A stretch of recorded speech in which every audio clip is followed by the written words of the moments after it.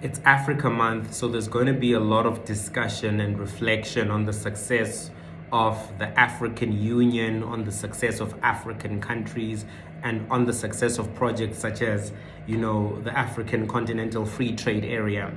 And I want to give a contribution here about the three things that I think are wrong with Africa. Three things. Number one, mismanagement. Number two, misappropriation. Number three, miseducation. These three things have derailed the African project internally. So when these African leaders got independence, they inherited assets from the oppressive regime, whether it was the colonial regimes or apartheid regimes.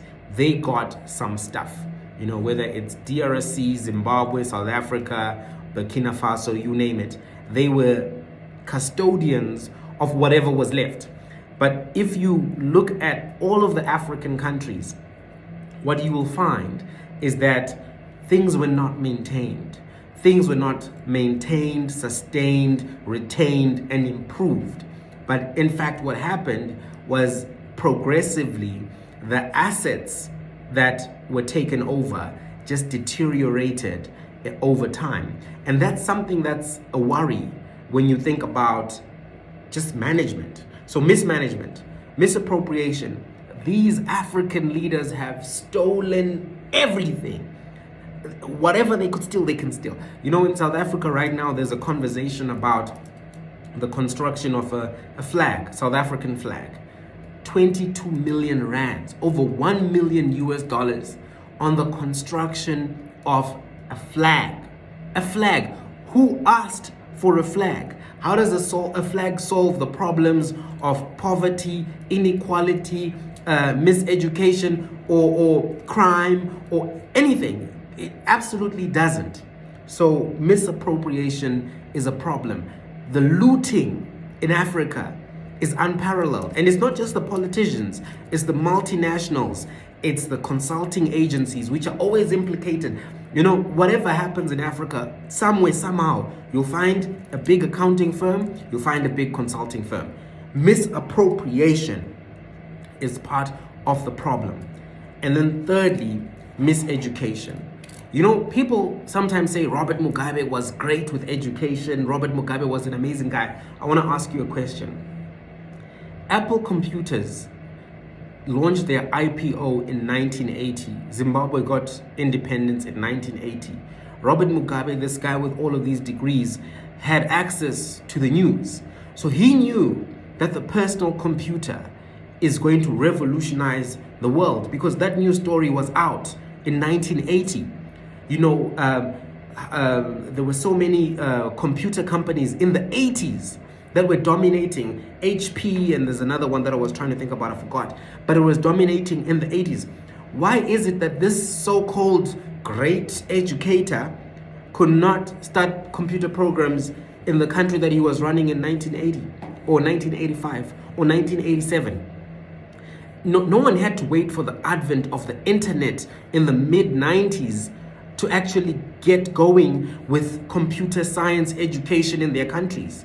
So this is the miseducation I'm talking about. But not only is it failure to prepare for work of the future, I'm talking about failure to teach the basics to public officials, basics such as project management, basics such as management finance, accounting finance. Looting is a product of poor systems. And when you look at African leaders, they are not able to manage anything. And they did not take the necessary steps to learn what it takes to manage certain things. So miseducation, keeping the education focused on Western economics principles, Western standards of cultural and normative values, these things are not helpful to the African space. What Africa needed to develop and advance was an African way of thinking, an African way of development, an African approach to economics, politics, and international relations. That failure to reconfigure the education system to work for Africa and to deliver outcomes for Africa is part of the problem with where Africa is now. Let me tell you something. China came up with the plan, 2025 plan. It's called Made in China. Something like that, Made in China plan. And that plan, they seek to make sure that they are tech independent, where they no longer rely on America for the production of certain parts of the computers, which right now they do rely, I think, semiconductors, etc. They want to be able to make everything in-house in China. People take that vision seriously because they know that when China does a 5-year plan, they deliver. When African leaders do a 5-year plan, basically it's a 25-year wish list because they can't deliver. They can't deliver on anything. And that's part of a failure to understand the fundamentals of project management. Anybody else, Germany, South Korea, if they say they're going to do something, you know that's real. The only person who you know is never going to do anything that they say is an African leader.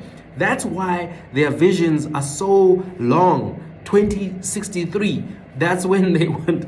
Come on now. The African Union came up with this document, 2063. 2063. They need 41 extra years to accomplish their vision for Africa.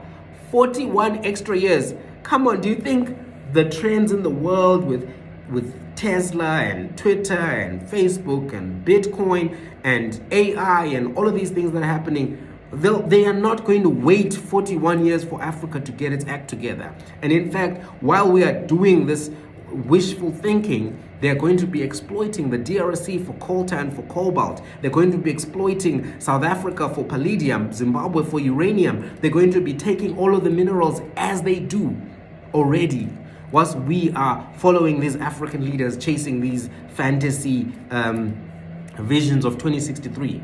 So the 3 problems: mismanagement, misappropriation, miseducation, those have led to the collective misery of Africa. Did you know that poverty in sub-Saharan Africa has increased since the Millennium Development Goals were announced? It's gone up. Everywhere else in the world, it went down. That's how bad things are on the continent. I don't know. What do you think? Let's chat.